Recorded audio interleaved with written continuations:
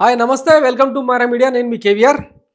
YS Jaganmohan Reddy ఎక్కడున్నా రాజు రాజే అంటారు కదా, ఆయన ప్రజల మధ్యలో ఉంటే ఎట్లా ఉంటుందో నిన్న కడప రోడ్ షోలో చూపించడం జరిగిందనమాట. Bengaluru via road from Pulivendula నిన్న పెద్ద కాన్వాయ్ తీస్తూ ఉంటే జనం పోటెత్తిర్రు. ముఖ్యంగా యువకులు వైఎస్ జగన్మోహన్ రెడ్డిని చూసి సెల్ఫీలు తీసుకుందామని పోటీ పడ్డారు. ఈ క్రమంలో కొంతమందికి సెల్ఫీలు దక్కలేదని సోషల్ మీడియాలో పెద్ద గాయి చేస్తూ ఉన్నారు.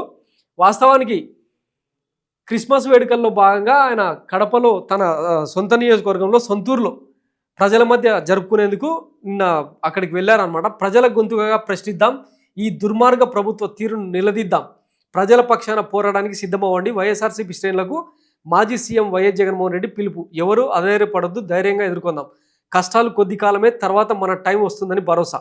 పులివెందుల క్యాంపు కార్యాలయానికి పోటెత్తిన అభిమాన జనం, కష్టాలు చెప్పుకున్న పార్టీ నేతలు, కార్యకర్తలు, ప్రజలు, అందరి సమస్యలు ఓపికగా విన్న జననేత.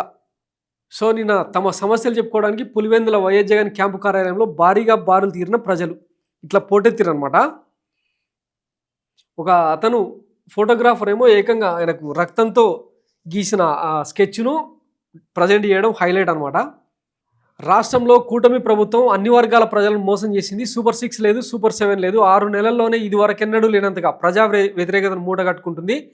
ప్రశ్నించిన వారిని ఇక్కట్ల పాలు చేస్తుంది. అందువల్ల ప్రజల గొంతుగా మనం ఈ దుర్మార్గ ప్రభుత్వాన్ని ప్రశ్నిద్దాం, నిలదీద్దాం, ప్రజా వ్యతిరేకత పాలనపై పోరాటానికి సిద్ధమవ్వండి, ధైర్యంగా ఎదుర్కొందాం, కష్టాలు ఎల్లకాలం ఉండవని వైఎస్ఆర్సీపీ అధ్యక్షుడు మాజీ ముఖ్యమంత్రి వైఎస్ జగన్మోహన్ రెడ్డి పార్టీ శ్రేణులకు పిలుపునిచ్చారు.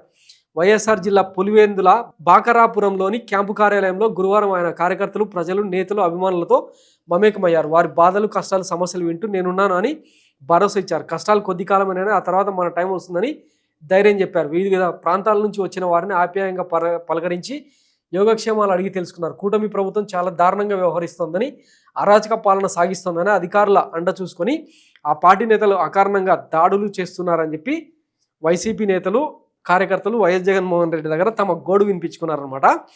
సో ఇక దీన్ని అడ్వాంటేజ్గా మార్చుకొని ఇక మన ఛానళ్ళు, పచ్చ మీడియా వీళ్ళందరూ కూడా కొంతమందిని తోసేశారు. ఒక మహిళకు చేతి కట్టుకట్టుకొని కింద పడింది అని చెప్పి ఆ వీడియోస్ అన్ని చూపించారు కదా. తర్వాత ఆ మహిళనే ఇది ఈ తొక్కిసలాట కారణంగా కాదు జరిగింది, అంతకుముందే గాయపడ్డా చెప్పి ఆమె మీడియా ముఖంగా చెప్పడం వాళ్ళ నోట్లో వెలక్కాయ పడ్డట్టు అయిందనమాట. సో ఏది చేసినా కూడా అంటే వైఎస్ జగన్మోహన్ రెడ్డికి జనం పలుకుతున్న నీరాజనాలు వీళ్ళకు ఎక్కవు. మరోవైపు ప్రజా వ్యతిరేకత ఈ రేంజ్లో ఉందన్న విషయం వాళ్ళ సోయికి రాదు. ఈరోజు ఒక డిజిటల్ సర్వేను జగనన్న కనెక్ట్స్ పేరుతో ఒక వెబ్సైట్ని డిజైన్ చేసి అందులో గతంలో 2019 నుంచి 24 మధ్య తమ ప్రభుత్వంలో అంటే వైసీపీ ప్రభుత్వంలో ప్రజలు ఏ ఏ పథకాలు అందుకున్నారో టిక్ చేయండి, సబ్మిట్ చేయండి. అలాగే ఇప్పుడు ఈ 7 నెలల పాలనలో కూటమి సర్కార్ ఏమేం పథకాలను అమలు చేసింది, మీకు ఏమి అందినాయి అని చెప్పి ఒక సింపుల్ టెంప్లెట్తో డిజైన్ చేసింది. ఇప్పుడు డిజిటల్ సర్వేలో డిజిటల్ మీడియాలో పెద్ద ఎత్తున దుమారం రేపుతుంది. దీని అవుట్పుట్ ఒక వారం రోజుల తర్వాత తెలిసే అవకాశం ఉంది. సో అప్పుడు తెలుసుకుందాం అనమాట ఏం జరుగుతుందన్నది.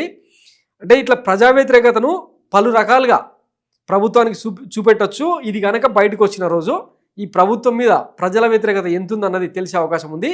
దీనికి నిలువెత్తు సాక్ష్యమే జగన్ రోడ్ షోలు కావచ్చు. జనం ఈరోజు కరెంటు బాధుడి మీద, విద్యుత్ ఛార్జీల బాధుడి మీద రోడ్డు ఎక్కి ఏ రేంజ్లో ధర్నాలు, రాస్తారోకలు, బైక్ ర్యాలీలు తీస్తూ ఉన్నారో చూస్తూనే ఉన్నాం కదా. వైసీపీ ఇచ్చిన పిలుపుకు భయపడి విద్యుత్ స్టేషన్లను మొత్తం మూసేసుకున్నారు విద్యుత్ సిబ్బంది. ఇట్లా వణికిస్తూ ఉందన్నమాట ప్రతిపక్షం. 11 సీట్లే వచ్చినాయి కానీ ఇట్లా వణికిస్తూ ఉంది. ఇదంతా ఎవరి పాపం? కూటమి సర్కారే. ఎందుకంటే ఆ రోజు ఎన్నికలకు ముందు ఎన్నెన్ని హామీలు ఇచ్చారు. సూపర్ 6 అమలు చేస్తాం, విద్యా దీవెన ఇస్తాం, తల్లికి వందనం పెడతాం అని చెప్పి ఇంకా రకరకాల నీకు 15,000, నీకు 15,000, నీకు 15,000 అని చెప్పి ఊదరగొట్టి ఆఖరికి అధికారంలోకి వచ్చిన తర్వాత నిరుద్యోగ భృతి లేదు, మహిళలకు పెన్షన్ లేవు, ఉన్న పెన్షన్లను కట్ చేసి ఇట్లా అన్ని రకాలుగా దోకా చేస్తూ వస్తుంది.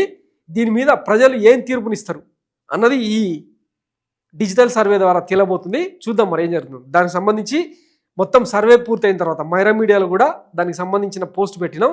ఒకసారి చూసి మీరు క్లిక్ చేసి సబ్మిట్ చేయండి. ఏమేమి పథకాలు అందినాయి, ఈ ప్రభుత్వంలో ఏమేమి రాలేదు అన్నది టిక్ చేస్తే సరిపోతుంది అనమాట. Thanks for watching Myra media. నేను మీ కేవీఆర్. Thank you.